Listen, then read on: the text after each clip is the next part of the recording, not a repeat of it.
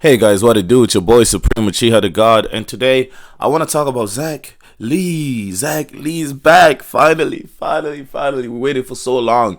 Literally, just the previous fight, I was complaining about how horrible his fighting style is, and then in this one, he fights so sensationally. Like he's dodging and weaving and moving, and he's against, bro. He's against Johan. Now it's a drugged up Johan, so obviously he's kind of fighting more mindlessly than usual, but he's still as quick as he is, still as strong as he is, and you know, Zack is putting in the work, bro. He's dodging, everything is moving clean, but obviously, again, that's because of the drugs. So you know, he's not as tricky as smart.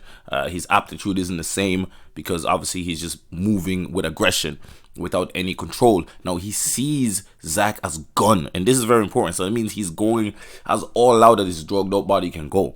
So his attacks are lethal, and his speed and strength is lethal, and the technique is lethal, but the purpose, this is important. The control is lacking.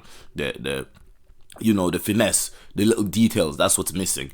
And he's going crazy, and Zack is weaving and ducking and moving and ducking and weaving. Then he goes to awaken Daniel mode, and he pummels Zack, and Zack tanks all of that ass whooping, bro. Right? And he's trying to dodge, but he just can't dodge. He's trying to move, and he just can't move. See, this is, I don't mind Zack getting beat up if he's trying to move, trying to dodge, and he does all of that. And then he takes a risky move that almost defeated James Lee himself. And he tries to, you know what I'm saying, and he catches Johan with it, drops him. And Johan just wakes up from his drugs, bro. And Zack is like, bro, I did all of that just so you can wake up from your drugs, bro. Like I give my strongest move ever, and all it did was wake you up. But you know what? At least I didn't lose. And that's the most important. He didn't lose. Zack should never lose. Zack should be like a Zoro. He should never lose. I know Zoro loses kind of low-key, but he should never lose. Like, you know what I'm saying?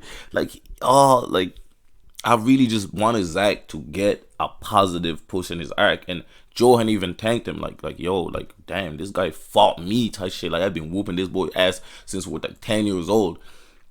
And he fought me to the point I woke up from my slumber, my drugged up slumber. He did this, bro. You know what I'm saying? We also get confirmation in this chapter that what I've been telling y'all, that Jake is built different. And it's a lot of it is to do with his genes. And it's basically proven that Garyon Kim was stronger than James Lee. Because it basically verbatim says that Garyon Kim was stronger than James Lee. Even James Lee couldn't compare to Garyon Kim. That's basically what it says. The narrator basically says that. So it's case closed. James Lee might have killed Garyon Kim, but how he killed him is obviously a dicey situation.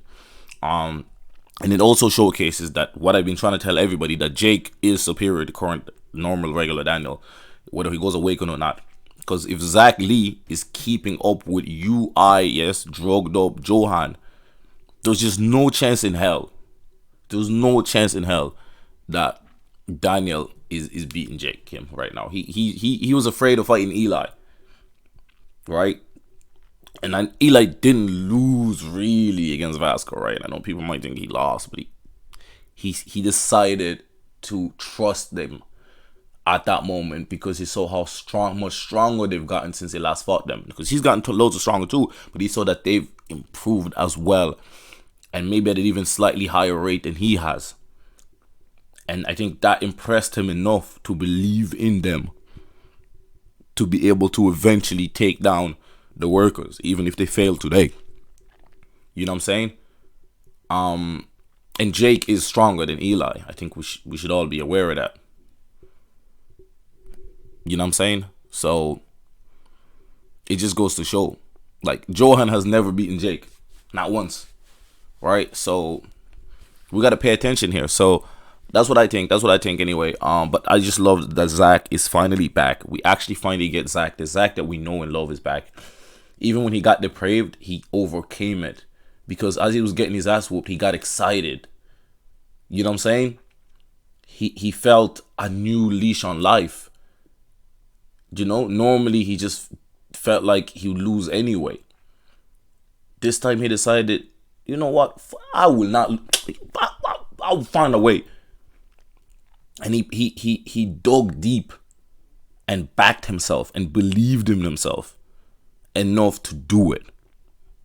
And he overcame that wall. And I hope we never go back to this again, because I hate when characters have to redo the same arc over and over and over again, relearn the same lessons over and over and over and over again. And Lucasm has a habit of that, low-key. You know what I'm saying? Where characters go through the same arc over and over again.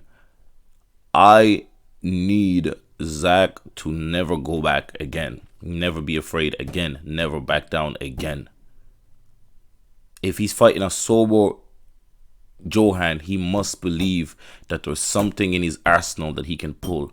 I don't care if he loses, but he must believe. I'm done with him consistently being like, oh, I'm gonna lose because Johan.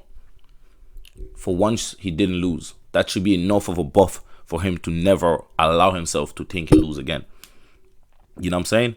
Because his improvement in the past whatever few months has been probably the highest improvement apart from regular Daniel, that anyone has gone through. So he needs to be able to keep it going forward. I'm really proud of him right now. I'm really happy with him right now, because that was my favorite character. Jake is my favorite character now, but Zack was my favorite character initially for a very long time, but I just really hated how he was written for the past few years. So I'm glad that we finally get our Zack Lee back. Anyways, been your boy Supremacy God. We got Zack Lee back. I'm out.